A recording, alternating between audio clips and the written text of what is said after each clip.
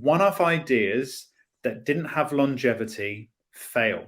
So when you asked what was I doing before You Are the Media, I was throwing punches and nothing was landing. And the reason You Are the Media started was that there's a picture on the You Are the Media website in the About section. There's like a backstory, a story that explains it all.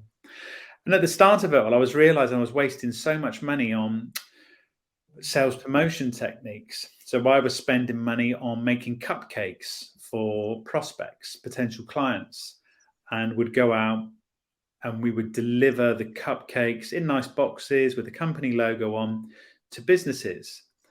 But all that companies were bothered about was having free cupcakes. They weren't really interested in having a conversation. So I was thinking, why am I wasting all this money on trying to get someone to like me? When really I thought, well, let's start something now that doesn't cost too much. And that's starting an email and using something like MailChimp, and just to start to create. The more you create, the more organic, the more you create, the greater the opportunity to build an audience that you can deliver something organically that over time can help monetize, that you can look at different avenues, because it comes down to this: how people trust us. They know that you're not going to let them down, and it comes back to that you're not going to just deliver one-off pieces that do not strike a chord with anyone else. The reason people come back to You, the media, is that it's there. I've never let anybody down. That was the whole thing during the pandemic. I made sure we ramped up activity. We had quizzes on a Friday evening. How You, the media online, as you said, we had it fortnightly. And then I said to people, is fortnightly too much? They probably said, yeah, a little bit. So we did it monthly. But the weekly email did not stop. And throughout the 52 weeks of 2020, I was shattered. I had to take a break around June. I was really around June, July time. I just wanted a week off. It just did affect me. But you want to show to people that you're there, and whether someone wants to pick up the phone, and that's the ability of what we can do when we can create something, is to build a place that people enjoy and that they feel a part of, and also learn. But do you think at any point you're giving too much? I mean, is there too much?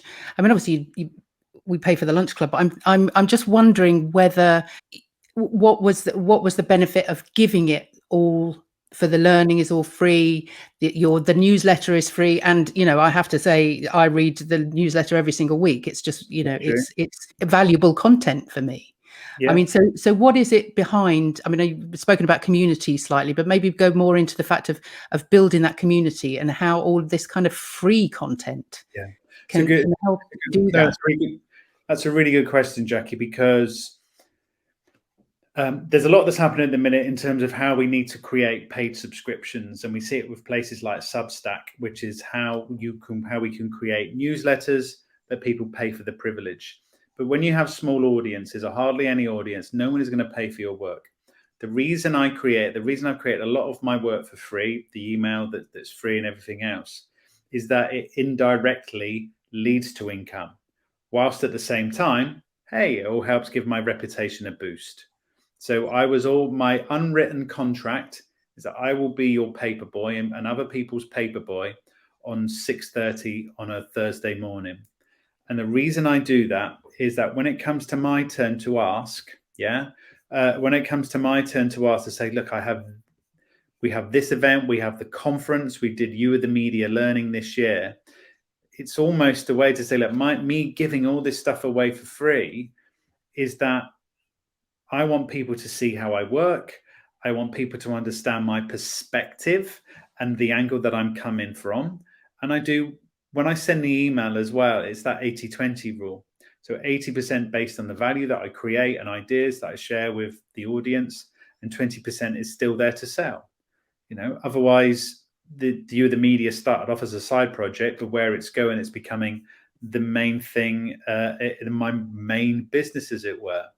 But we have to show people, the reason we create it for free is that we have to show people what we care about. And my thing is, the more that we give away, the more that we can, in time, get back. I'm a huge believer of that, and proof in that, and how that works. Yeah. And it is working. It is working. So yeah, it is, because we can. because if we have this miserly mindset, no, I don't want to give you that, or join our Facebook group, and all I want to do is ram something down your throat because you want to sign up to this mastermind group, or I'm going to sign up for this thing now, we're going to do this. Whereas sharing for free helps you do better in the long run. And it's all about a mindset. If it's just short-termist approach, right, come to this event that we're doing. There's only 32 places that are left. It's always campaign-led. Bash, bash, bash, bash, bash. How can I sell? How can I get someone on board?